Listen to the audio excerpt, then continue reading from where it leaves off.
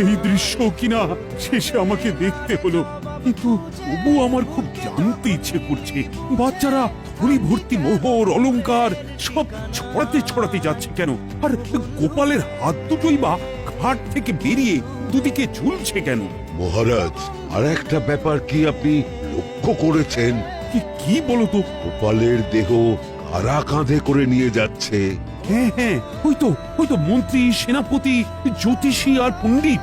আসলে গোপালের এই শেষ যাত্রা আমাদের কিছু শিক্ষা দিয়ে যাচ্ছে মহারাজ।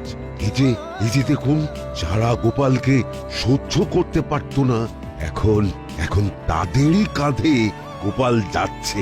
তার মানে শেষ পর্যন্ত কেউই কারোর শত্রু থাকে না, সবাই মান অভিমান ভুলে কাঁধে কাঁধ মিলিয়ে পার করে দেয়।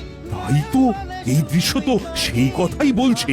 আর ওই যে মোহর আর অলংকার ছড়িয়ে যাচ্ছে, সেটাও বুঝিয়ে দেয় যে এই অর্থ, সমৃদ্ধি সবই ফেলে একসময় চলে যেতে হবে। কি ভীষণ সত্যি। দুটো খালি হাতও বুঝিয়ে দিচ্ছে, খালি হাতেই আমরা সংসারে এসেছিলাম, আর খালি হাতেই আমাদের যেতে হবে। এই চরম সত্যিটা আমি আগে বুঝিনি।